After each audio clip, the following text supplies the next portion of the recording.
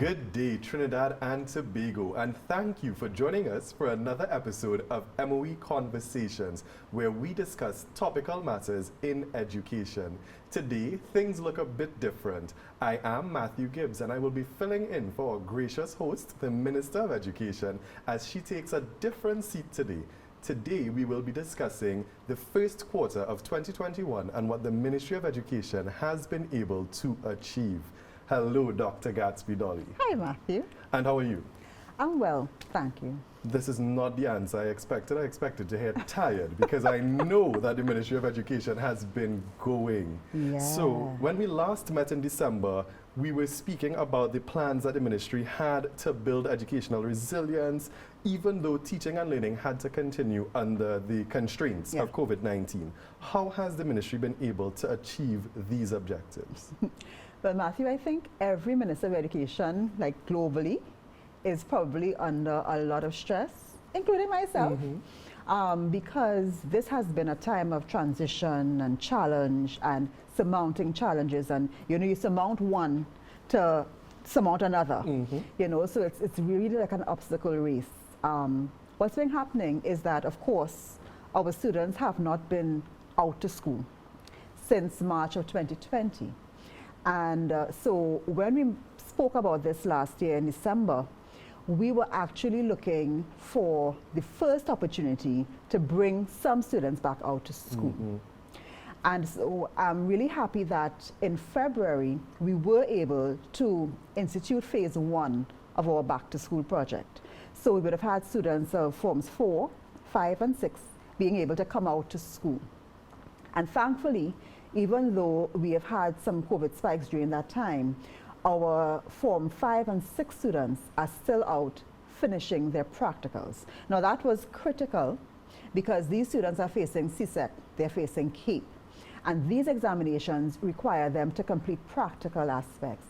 So even though we have had increases in the numbers since February, the government has preserved that opportunity for these students to be out completing their practicals because they face exams coming up in June.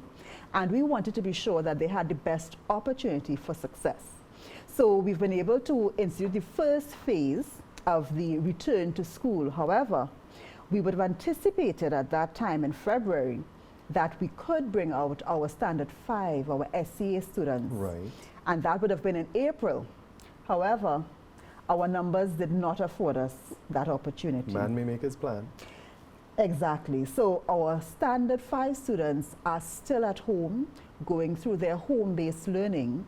And of course, SCA comes up on June the 10th. We did have some discussions around postponing the SCA, but the prevailing view is that times are so uncertain. We had no clear idea that we could bring them out for any face-to-face classes. Of course, the safety of our students are paramount, and that is really the balance that all education ministries are dealing with, the safety of the students and the importance of their education. So the phased reopening of schools that we would have spoken about in December, that has taken place to some extent, but we've had to hold on our implementation of phase 2 since that time.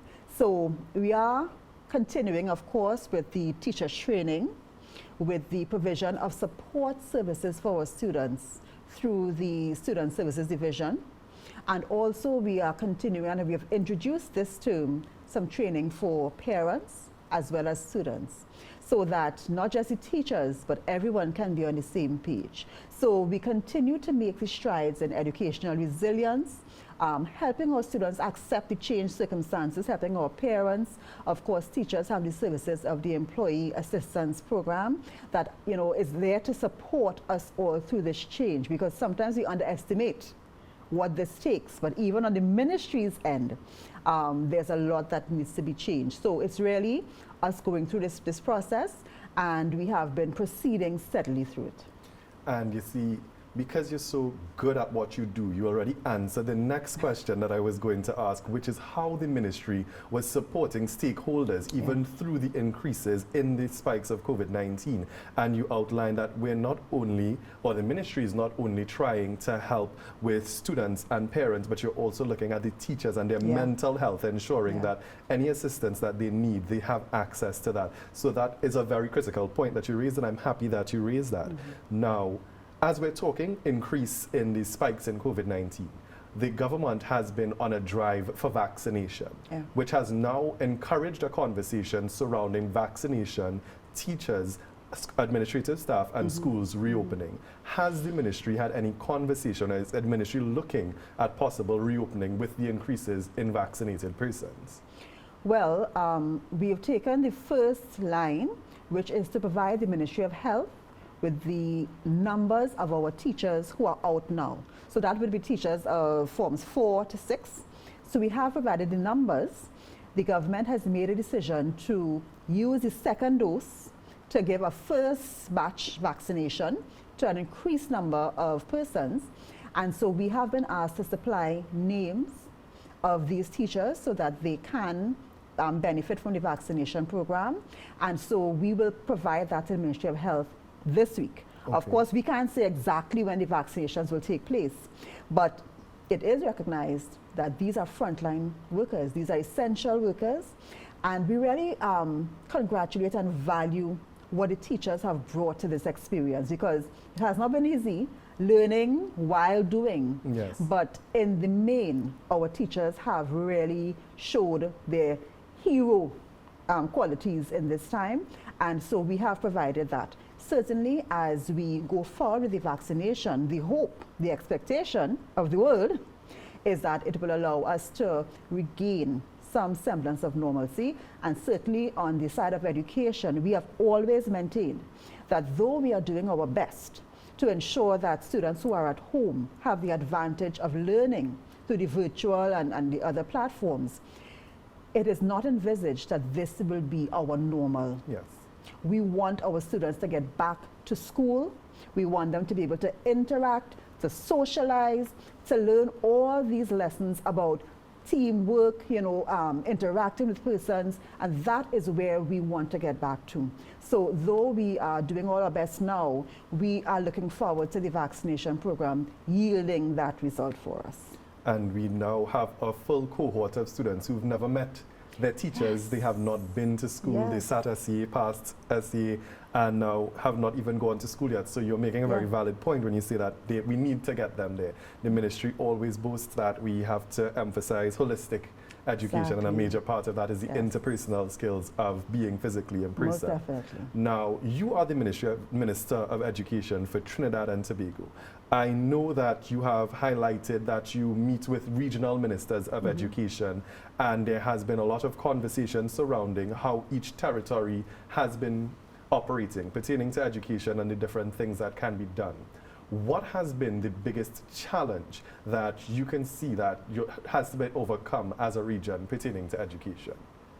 I think the biggest challenge in education regionally would be equity of opportunity.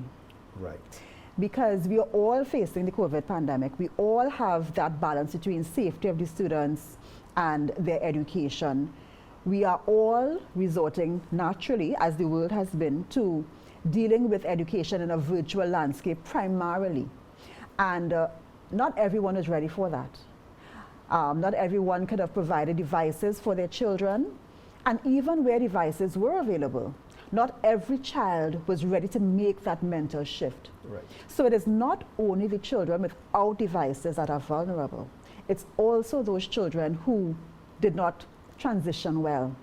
And so the concern for all of us as ministers would be, making sure that no child is left behind. That is really our challenge. And so there are different aspects to that. And we have been grappling with that in making decisions that would benefit as many people as possible, because we know there's no perfect solution. So yes, online education, but that's not perfect. Yes, we want to ensure that the examinations, CSEC, CAPE, SEA, and their equivalents of the region we want to ensure that whatever arrangements have been made benefit most. However, we are faced with the constant understanding that even though we try to make decisions in the best interest of most of our students, there will always be some that feel the brunt or are disadvantaged. And that is where our challenge lies, in making these decisions to help everyone. And I can say that as Ministers of Education, we have been interacting and sharing best practice, sharing our experiences to help where we can and to ensure that we all as a region, progress together, and one country is not left behind. Look at St. Vincent and their particular challenges now. So we have been interacting with that in mind, so that everyone progresses and no one is left behind. And it's interesting that, because we've heard it said no child left offline in 2020, 2021, but you have made the point that in no child being left offline, we still have to ensure that the students that are online are not left behind. So in essence, we go right back to ensuring that no child is left behind. Ensuring whether you're online or offline, you have proper access to the education that you need. Now, you made mention that at this point in time, there's students preparing for SEA, students preparing for CAPE and CSEC. What has the Ministry of Education here in Trinidad and Tobago put in place to ensure that students can succeed with their examinations? So we have been a very vocal part of all of these regional discussions that have taken place around CSEC and CAPE. As you would know, in 2020, certain concessions were made for the examinations themselves, and there was quite a lot of uproar regionally which came out of the results of that. So certainly in 2021, the discussions ensued about exactly what the exams would be, what would be the format of the exams, how we would go about it. And so we have ensured that we were always a part of these discussions, taking back to those meetings, those regional meetings, the thoughts of our cohorts here in Trinidad and Tobago. And so we have, and we are happy at this point with the concessions that have been made by CXC. That is not to say that they are perfect. However, we are in an imperfect time, we are in an uncertain time. And so for these examinations, the dates have been pushed back. There have been changes made to the SBA component of it, the number of practical sessions required, so that there's less for the student to do. There have been concessions where the topics of the paper 2, which would be the writing paper, those topics will be revealed 5 weeks in advance of the exam to allow the students some advantage, to focus and hone in on the topics that are coming for the exam. There's also the deferral option. So where students are completely derailed and they feel that they cannot make these exams, because remember, these students have been out of school, this particular cohort, since March of 2020. So they really have not spent a lot of time in the classroom at all. And so we have said, CXC has said, listen, if you can't do it at all, with no fees extra, using your SBAs that you would have worked on, you can take the exam at a later date, either in January 2022 or in June of 2022. So these have been the concessions that have been made to allow for our students to feel a little more comfortable going into this exam. And on the ministry side, we are happy that we were able to bring the students back out in February so that they can complete the practical part, because without that practical part, then they can't sit the exam. So, so we have been working along that end, of course, putting all of the protocols in place at the schools. And I want to thank now publicly the school administrators, the principals, the staff, the supervision unit of the ministry, because they have been holding the fort at the schools. And if they were not doing that, we could have spread at school that would allow our students, that would not allow them the opportunity to continue. So I want to thank them for that. They have been doing well. And also, the Ministry of Health advised the Ministry of Education to form our dedicated district health unit. And so we are now staffed with, I think it's about 11 nurses and a doctor who heads that unit. And they are our direct liaison with the Ministry of Health. So every case or primary contact that comes up in our schools, they are on it. They give us the real-time information, whatever time of the night we get that information so that we can make informed decisions about how our schools are kept safe. And this came out of a recommendation from our stakeholders. When we had that meeting in 2020 and we considered reopening school, one of our stakeholders came forward to us and said, you know what, we had some difficulty liaising with the Ministry of Health and we want that interaction to be better. And so this came out of that recommendation and the Ministry of Health's recommendation.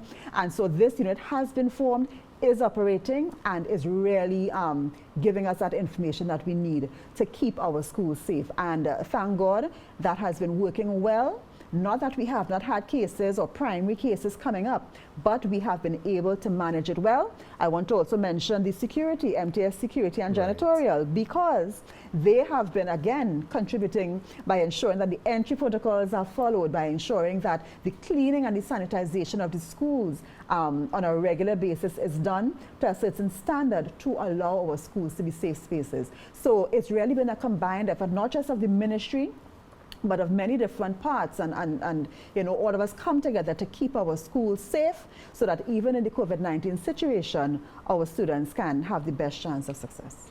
And so I can take from that the Ministry of Education has its own Dr. Paris Ram on staff to ensure that everything is flowing smoothly. Yes, call Dr. Solomon.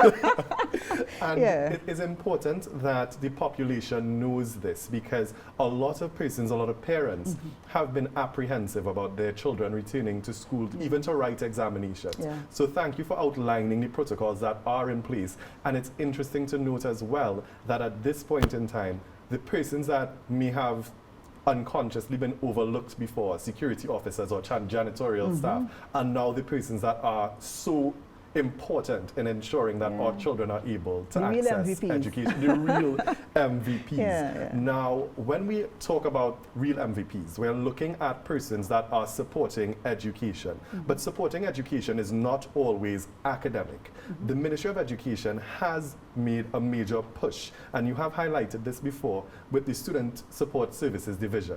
They have been working with students with special needs, students, guidance, whatever it is. How would you say the Student Support Services Division has impacted the work of the ministry at this point in time and the students that they are accessing? One of the main issues around students not being able to get out to school physically is their mental health and the effect on the student, on the person, you know. And many parents have reported, I myself see it in my children, you know, a frustration. They really want to get to school, and every time the numbers come down, they look forward to that being possible, and then if the numbers go back up as they have now, they feel a sense of frustration.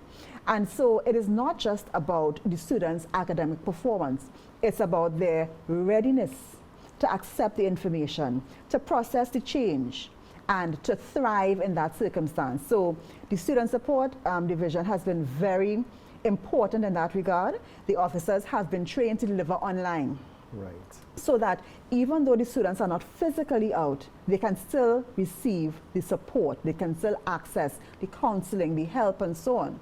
And I want to again encourage parents, if you see changes in your child that you think require some sort of assessment, you are free to interact with the teachers and ask for a referral for the child. Even the children can approach their teachers and ask for a referral, and the assigned school social worker or the guidance counselor will be in contact and will help and assist, because at this time we understand that it is easier for some children than for others. So the services of the division, the Student Support Services Division, they are available even in the online environment to assist our students, and we behold this as extremely important. And we must note that 2020 into 2021 has made mental health a conversation that everyone is having. It has kind of significantly removed the stigma that was there before. So it is imperative upon parents, if you notice those changes, to access these services. They are free of charge, and it will be of benefit to not only the child but to the parent, because these services are also available to parents, as you had made mention before. Now, as we are adapting, because we have to adapt to the online form of education for now, as you have made sure to mention, it will not be permanent. We may move into a hybrid form. Whatever it is, education is going to change. It will not look as it looked before 2020. In that, you have received a mandate from the Prime Minister that our curriculum now has to be evolved to meet these needs. What has the Ministry of Education done, and what is the Ministry of Education doing to meet those needs in terms of curriculum reform? Right. So in the national consultation of 2020, which of course was held virtually because our circumstances dictated that, we received, even though it was virtual, it didn't hold back people from commenting Sharing on all of the perspectives. different areas that they felt required our attention and required transformation. So quite a few things came through that consultation, and I can tell you that some of the things that the population is looking for, it's not so much our academic reform. What we are looking for is the education of a citizen. The country is seeking to understand how the Ministry of Education is selecting for, training, and measuring the ideal Trinidad and Tobago citizen. What skills would that citizen have for the 21st century? What values, attitudes, behaviors would that citizen have? How is the Ministry of Education contributing to that holistic development? So it's not so much about the academics that came out in that consultation. Yes, the academics are important, but more important are those softer skills, the type of people we are. How do we inculcate values? How do we inculcate morality, ethical behavior? And so in terms of curriculum reform, we are approaching it from the vantage point of what is a citizen, what is the ideal Trinidad and Tobago citizen for the 21st century? And once we can identify the skills, the values, attitudes, and behaviors that citizen should have, then we translate that into how we educate, how we go about the business of education. What do we do? What do we hold as important? And how do we do that? Because our children have learned that maths is important, and English is important, and creative writing is important. And they've learned that because we've held that up as the pinnacle of success. But success looks bigger than that. And therefore, we have to now understand very clearly what we want. So that is the process we are going through. Based on what we got out of the consultation, we are looking at what the ideal citizen looks like, what are the skills and so they have to have, and therefore how we ensure that we translate to our children that this is important. Developing this skill is important. It's not more important to have 5 subjects than it is to be moral, ethical, empathetic, honest, right? And so as we blend these 2 things together, the academic as well as the softer skills, this is how we are approaching that curriculum reform. So we have reached quite a way in defining these things, not that they were not there before. However, we have to now emphasize, because we know that children may not be getting the benefit of that education at home, in the church, and so on, and even especially now, where they're distanced from many things that they would normally have participated in. We have to ensure that what was once implicitly taught is now explicitly taught. And we consider that our role and function, and that is the angle that we are approaching it from. So we will soon bring to the national public a proposal that speaks to how we want to develop our citizens, what skills and attitudes, values, and so on that we expect, how we intend to do that, and we will present that to the national public for some further consultation. So that should come out later on this year. We intend to put that before the public for their edification. And based on how the national consultation went, we know that people will have a lot to say, and they will buy into what it is the Ministry of Education is doing. Now, from what you've outlined, it seems as though the ministry has now taken what is being done at the ECCE level and now re-emphasizing it across the board. Because at ECCE, they learn through play, they learn through observation, the same soft skills that you spoke about. These are what are emphasized at that level. and not the academics, because you want to ensure that they are proper citizens Right. going into the primary school classroom. So now we're taking those skills, transferring it all Throughout across the the board. And it's interesting because these are the skills that the workplace asks for, the employers are looking for. So now we're training a population that will be good citizens and good employees. That's so, but we're transforming education. This is what we're speaking about. We're transforming education. And if it is, we are transforming education, what is it that the Ministry of Education is doing at this time to ensure that the critical transformation that you're speaking about is happening? What are some of the projects that the ministry is working on? One of the main things we're dealing with is the digital transformation of the ministry. And that is critical. If I can draw a reference, something as fundamental as taking attendance. Yes. That is tied to a physical classroom. Yes. And has been tied that way all the years. When you don't have a physical classroom now, how do you deal with that? And that's one of the, and I'm just using that as an example of the fundamental changes that have to take place from the administration of education and how we collect data, how we keep records. For many years, we've been speaking about how we transform, but where the school now is not physically based, then we see the gaps in how our record keeping is done. So we need to deal with our record keeping, the type of educational data we collect. So that's one area. We also need to look at the fact that investment, serious investment has been made in devices. And at this point, I think it's appropriate for me to thank all of the corporate sponsors who would have donated for the Adopt a School program and continue to donate. We have had over 22,000 pledges and deliveries of devices to our children. Wow. And that, I mean, is worthy of all commendation. And with that kind of input and investment, we cannot go back, even when we are able to go back to face-to-face, we cannot go back to things as they are. We have had children and teachers now being trained and being proficient in using technology, in understanding the strengths of technology and how we can blend that with the traditional face-to-face interaction.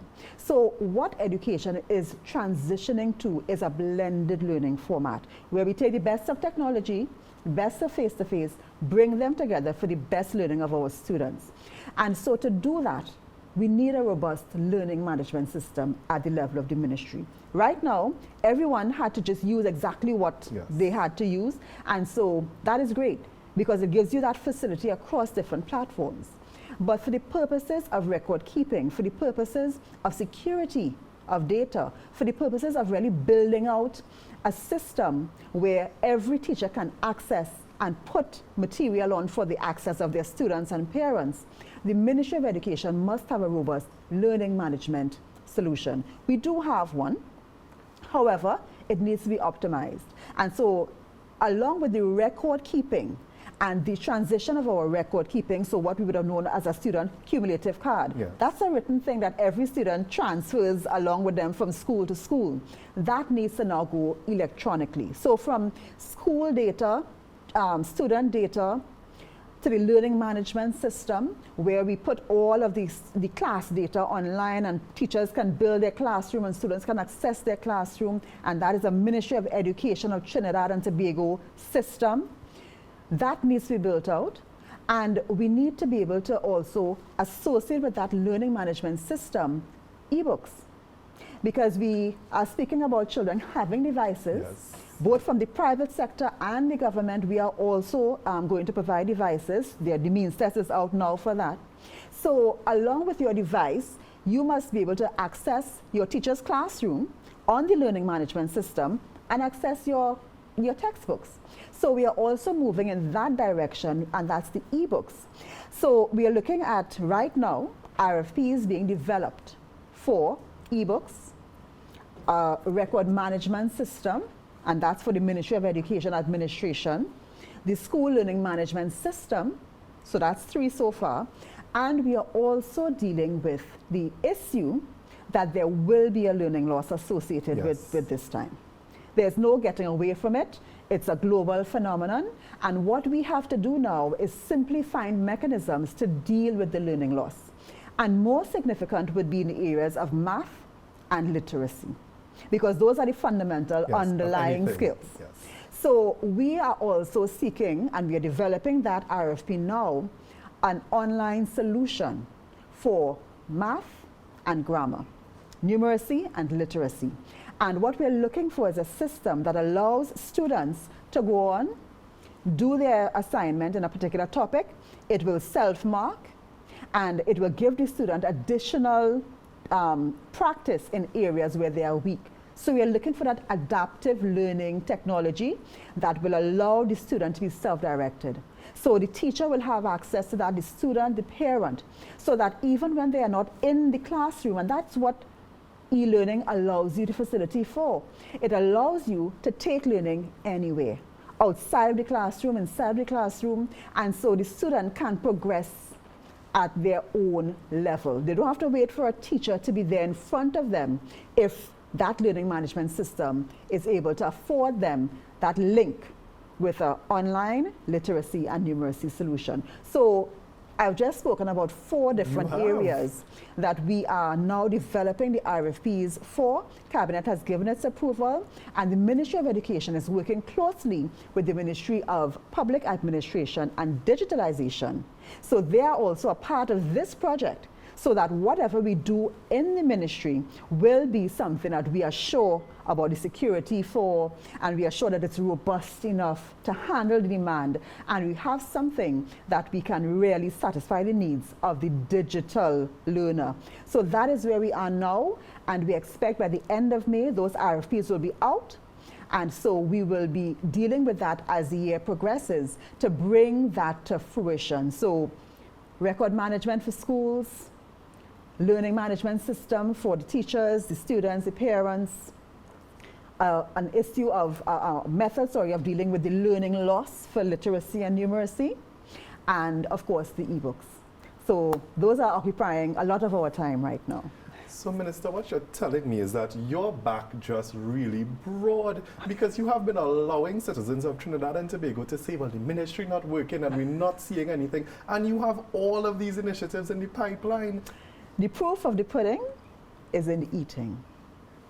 So you just allow people to run until you're able to say, this is what I was doing all the time. This is well, we wait to see, but I think that Trinidad and Tobago is in very good and capable hands at this point in time, because based on what you've outlined, you are preparing not only for a digital transformation, but a transformation that will bring our citizens and our students from where we are to where we want them to be, where we want to see our country go and our country develop. You have taken the questions that I had, you have answered all of them without me even asking, because that is the type of student that you are. Even if the question is not asked, you have the answers, and we are genuinely appreciative of that. Now, Mother's Day would have been celebrated on Sunday, and I would like to wish you a happy Mother's Day and ask you if there's any message that you would like to share with not only the mothers of Trinidad and Tobago, but parents of Trinidad and Tobago at this time.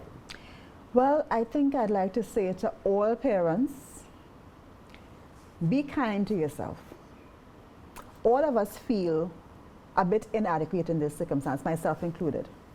All of us feel like we wish we could do more for our children. But we have to be kind to ourselves, one, and we also have to trust that our children are strong and resilient, and they will adapt to our uncertain world. So let us just be kind.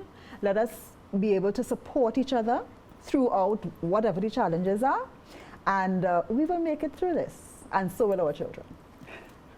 Thank you, Dr. Gadsby-Dolly. Now, Trinidad and Tobago. That was our Minister of Education. She highlighted that Trinidad and Tobago is on a steady trajectory to not only digital transformation, but a transformation that will lead and redound to the benefit of all citizens, our students, our parents, our teachers, and all stakeholders in education. So stay tuned and look forward to everything that will be beneficial to you that will be coming out of the Ministry of Education. This has been MOE Conversations. I am Matthew Gibbs, and thank you for joining us for May's episode of MOE Conversations.